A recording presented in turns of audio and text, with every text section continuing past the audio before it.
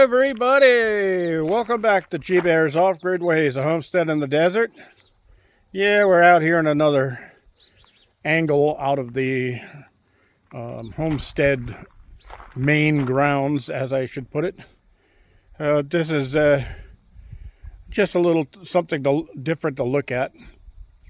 And yeah, the wild birds are all getting their stuff together. Hot one today. They said it was supposed to be 100. I don't know if it ever got up there because I worked outside all day. And I'll show you what I did in a few minutes here. And while I'm getting ready to walk up that way, I want to address a few more items about off-grid power. First of all, inverter watts. This is for those new people that don't understand what all of these electronic components are all about. The inverter watts are not how many watts it outputs. Okay, that number is the maximum amount of watts it will handle. All right, so you're going to be putting wattage in from your battery through voltage. Okay, so your voltage and amps are going to go into your inverter, and then they're going to be swished around in all kinds of neat little electronic components. And when it comes out the other end at 120 volts, it's going to be 120 volts capable of handling the amount of watts that it says it is. So if you've got a 2,000 watt inverter, it will be capable of handling 2,000 watts. Now, that is what the inverter will do no matter what battery you hook to it, whether it's a 35 amp hour, 100 amp hour, 200 amp hour, whatever. It will give you up to 1,200 or up to 2,000 watts out on the AC side. But it isn't going to run anything very long because it needs that power from the battery to go through this system and get boosted up in voltage to come out the other side and give you the volts and amps you need out the AC side. And as it draws that power out of the battery of course goes down in power. So if you're using lead acid, you can only go from your full charge, which is 12.6 volts, down to 10.5 volts. That's the maximum run that you can do on that battery. If you go below that, you're going to damage the battery permanently, and it's trash. Okay? And it doesn't matter if you have the screw-on caps or the sealed lead acid or whatever, AGM. It doesn't matter. If you drive it down below 10.5, I usually say 10 volts. But if you go below 10.5, pretty much that's the limit of what that battery will be able to handle and spring back from. Now, if you're using a LiFePO 4 battery, you can go all the way down to 0. And you can recharge it again, and you'll have a good battery the next day. So that's one of the advantages of going with LiFePO 4 and getting away from lead acid. Okay, you're also going to have, with lead acid, you're going to be able to get more amp hours out of your battery because of that. So you're going to be able to last longer with that battery, pushing out all of the amps that it can into your inverter to run other items, okay? So I would put LiFePO 4 up against any lead acid battery that you want any day for duration and long lasting and springing back from over discharge. All right, so that being cleared up, your charge controller size. Now those are important. That's important. Now there's a lot of things you got to consider on your charge controller. First of all, how many watts are you going to be putting into it in solar? Now, if you're going to be just using a few of the 15 watt Harbor Freight solar panels going through a 10 amp charge controller, no problem. That's no big deal. But if you're not going to be able to run much on it either. That's not a lot of power. It's not going to be able to handle charging batteries and running your components during the day while the sun is up, because it doesn't have enough output. So you want to increase the wattage on your solar panels. And by doing that, you're going to be putting in a lot more power into your system, but you're going to have your charge controller capable of handling that higher wattage. Now, some of the cheaper ones you see online from China, they'll say 20 amp, 30 amp, 40 amp, stuff like that. I wouldn't push it to get it go all the way up to what they claim they are. You know, you'll probably burn the thing out, because they always exaggerate a little bit on the numbers that they put on that stuff. So you want to be careful about what you're doing with those items. All right, and the cheaper you find one, the more junkier you're going to get. That's just a rule of thumb when it comes to solar components. So if you're not worried about not having any power for a week or 2 or 3 or whatever while you're off grid, don't worry about it. Just go ahead and move out there. But trust me, you want to get your water and your power and all of that stuff all handled before you decide to move in there permanently, because you're going to have to keep food preserved. You don't have to have refrigerated food. You can get along with even eating dried food that you just add some water to it, and a lot of survival food packages are like that. But that's not designed for long-term use. That's for survival. Okay, so it's you might have to go 6 months like that, but you can get through it. But you're going to want refrigeration. And then, because you're going to be so far away from traveling to town, you're going to want a freezer. So you can buy stuff while you're in town or while it's on sale, throw it in the freezer, and keep it for a longer period of time. So all of those items are going to require electricity. You're going to need the power to run them. So make sure you get a good size inverter. And I would suggest no lower than 3,000 watt. I would say go 4,000 watt, you'd be safe. 4,000 watt pure sine inverter. Make sure it's a pure sine wave. And even if you don't understand what that means, you will if you get a modified sine wave and you plug your computer or cell phone into it a few times. You'll learn the difference between modified and pure sine wave.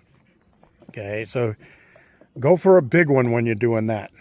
Next, on the charge controller is you want to be able to handle higher voltages. So read the specs on it. You'd like to get something that can handle up to 150 volts coming in from solar panels. And why is that? Well, if you hook your solar panels in series, each panel you connect in series adds the output voltage to the first voltage. So if you've got a panel that's putting out, say, 24 amps on a small solar panel, like one of those right there. Say it puts out 24, 28 volts. Okay, that's open circuit volts.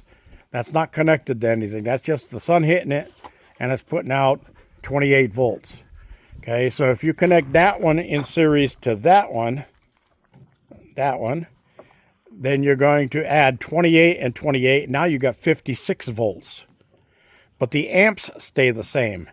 So if the amps output on one of those is 5 amps on one panel, when you hook them in series, two panels are still only 5 amps.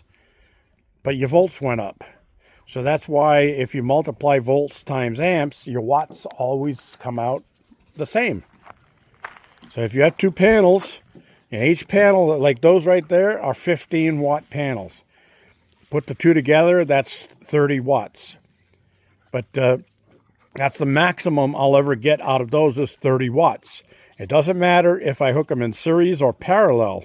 The only difference are the numbers change for voltage and amps. And when you multiply the two together, it still comes out to 25 and 25. I'm sorry. Those aren't even that. Those are 15-watt panels. That's 30 watts total right there.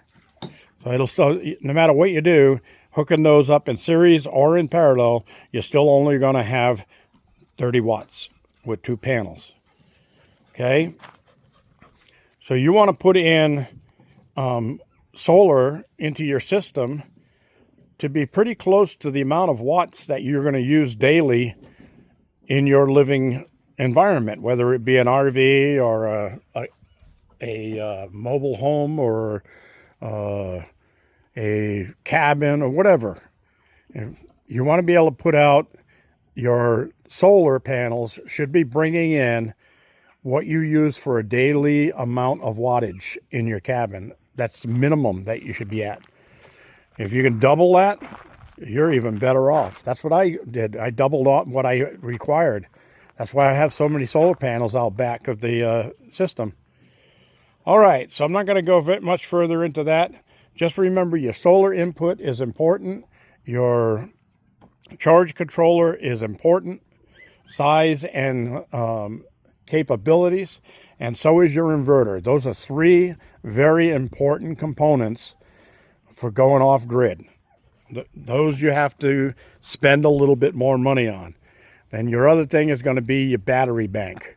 You're going to have to spend some money on a good battery bank. Because you want a battery bank, and that's another good thing about the LifePro 4s, is a lot of them are good for 5,000 or more cycles. And what's a cycle? That's going through the day from running it down and charging it back up again. That's a cycle, okay? So if you can get 5,000 of those, divide 365 into 5,000, that's how many years you're going to get out of service out of that battery. Now, that's if you zero them out every day. That's if you run them all the way down to zero. If you only run them down to like 40%, or let's say run it down to 60%. Well, you're going to get about 25,000 cycles. So you're going to get 5 times what you would from what the original 5,000 cycles were. Okay, so that's a lot of years that you can go on that system, on those batteries, and keep working. So very important, good stuff to know. And the thing is, LifePro 4 is a lot lighter, so if you're going to have them in any type of a vehicle like my van or whatever, you want that lighter stuff because weight costs you money. Every time you add too much weight to your vehicle, more wear and tear on the tires, on the drivetrain, on the engine, all of that stuff. So, hey, be smart. All right, so next, sorry I had a fly on my back. I had to get over to the door and knock him off. I'm walking around with just shorts and tennis shoes on right now. So this is what I did in here today, is I broke through this area and started cleaning out everything out of there because I needed to get to my good table saw. This is the one I used to use in construction to build cabinets and custom woodwork and things like that. And just the blade alone on this thing is like a $350 blade. Okay. And I don't know if you can see it, but you see the teeth are not all flat on the top. They're alternating sloped. So you get a really super fine, smooth cut out of that. And it doesn't have a large kerf sticking out the sides. So it cuts exactly that width of the blade. It doesn't, it's hard to explain, but on a saw blade, your teeth are offset, one this way, one that way, one this way, one that way. So the cut it makes is actually thicker than the blade itself. This one is exactly the same. The teeth are the same width as the thickness of the blade. And it's an extra heavy, thick blade. It actually makes a full 1/8 inch cut through the wood, but it makes it super, super fine, smooth. No splintering. So I'm going to be using that to make cabinetry for the inside of my van. So I had to get this out and get it cleaned up. And I had a few spots of rust sitting on it because I haven't used it in, what, 6, 7 years or something like that. Yeah, about 6 or 7 years. So I got my orbital sander out and I gave it a good run over and a little polish and got it cleaned up. And already some dust is settling on it. Look at that. So I did get that, and I did break through this area here too, clean up a little bit in here. And that's my solar oven. If this weather stays, I might take that outside and see if I can't do a slow roasted chicken in it through the day. That'd be fun to watch, huh? And you can see all about that in last year's videos, so you can go back through my playlist and check out the solar oven videos, and it'll show you how I built that. It's got a shelf inside that is on a swing, so no matter how I tilt the thing to point this glass top, yeah, that is a dirty glass top, but no matter how I tilt it to place the top facing the sun, the pan inside stays level, so it won't spill. So, pretty cool little item. It's got a little gauge on the front to tell me how hot it is inside and all that kind of stuff. But we'll see if I can get to that. All right, so that's all the stuff I wanted to tell you today. I want to thank you all for joining me.